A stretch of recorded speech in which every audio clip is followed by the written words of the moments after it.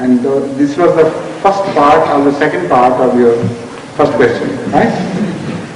Now, what was the second part of your second part of the question?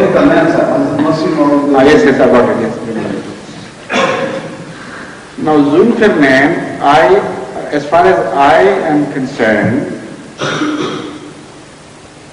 this is my unshakable fundamental view that whatever Hazrat Masih Maud derives 100% from Hazrat Muhammad Mustafa sallallahu alaihi wasallam's viewpoint, and not in his individual capacity as such.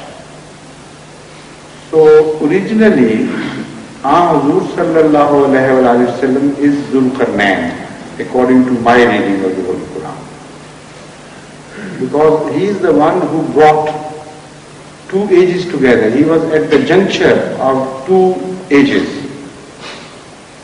He divides the past with the future, and he was to last till the end of the time, so his age has not ended.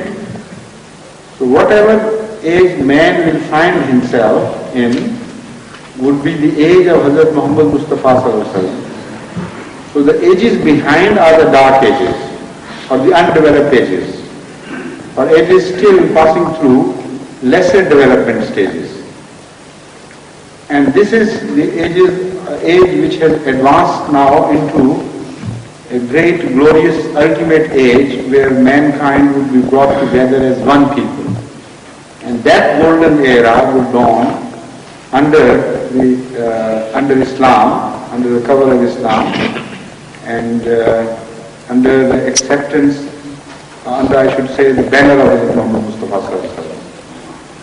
So initially he was the Zulqarnain, the one who stood at the Sangam, as we call it in Urdu, or the juncture, the two ages.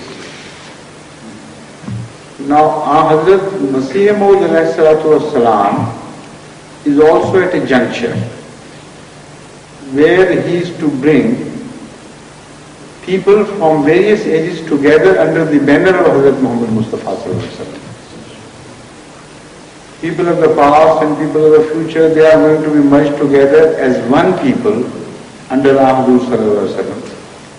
So in effect, in practical values, he would achieve what was meant for Ahmadu sallallahu alaihi wasallam to achieve on his behalf, for his sake, as service to him. This is exactly the position of the Muslim of Islam that should be understood by every Ahmadi. So he is not an independent prophet, but a prophet after Ahmadu sallallahu alaihi wasallam. His follower prophet or subordinate prophet is the best word, because this is the word used by the Quran itself. Man yuti Allah wa Rasulah. That means that from now on only a subordinate can come, not an independent person. So because he was a subordinate prophet to Ahmadu sallallahu alaihi wasallam, he was subordinate in everything, even this respect. He was subordinate to him, that is, he learned this from him, and because of his subordination to him, he was given this status. And when you analyze things, this is exactly what it amounts to.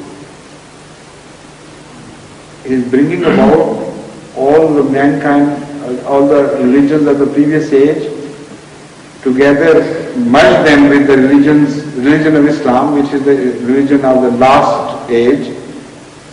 Practically, this is being achieved by Masih Maud Islam and his followers, of course. And this is bringing about the two ages together. So because it will be in subordination of Muhammad to serve his purpose. So I'm quite right, literally right, when I say that this status was granted to Muslim Maud in subordination of Muhammad sallallahu alaihi wasallam, not independently.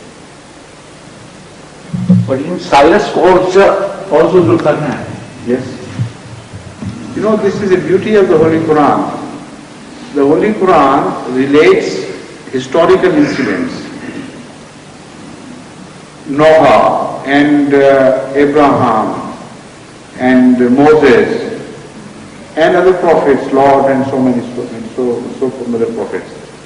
Now, why are they related? All the knowledgeable people who deal with the subject of commentary of the Holy Quran agree that these incidents are quoted and preserved in the Holy Quran to denote that things like this are going to happen either to Huzur Akram Sallallahu Alaihi Wasallam or to his followers. So these qasas are not just like stories, tales, which are things of the past. They are tales which are to be fulfilled in future. So Huzur Sallallahu Alaihi Wasallam himself put his stamp upon this interpretation. This angle of vision has been approved by Huzur Akram Sallallahu Alaihi Wasallam. So when it was said about Joseph, Hazrat Yusuf, that you will pass through, it appeared that he would pass through the same conditions, he agreed. In fact, he used the very words, La tasriba alaykum al-yawm, when he returned to Mecca. And again you see famine, again at his hands, Al-Bakar fed, because he permits their caravans to pass through Medina. Had he refused, they could have been totally destroyed by famine.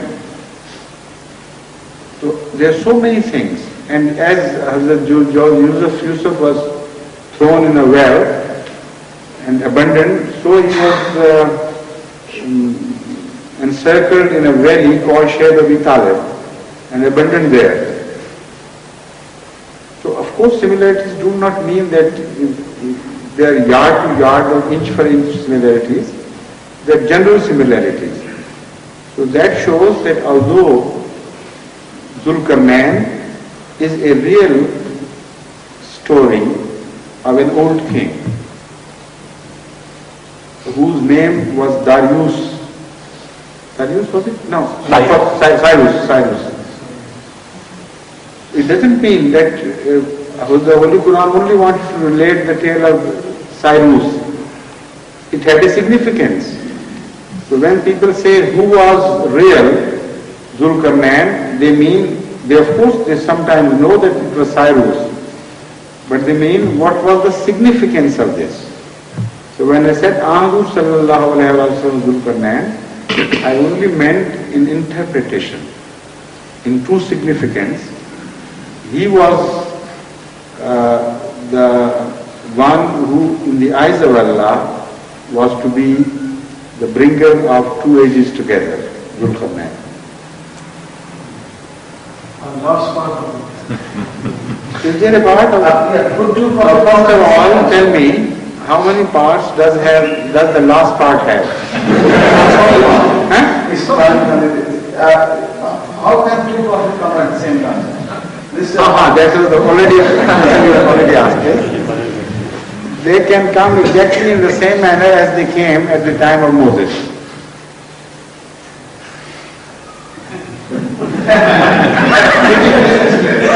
Has it dawned upon you so slowly? It was quite a belated laugh.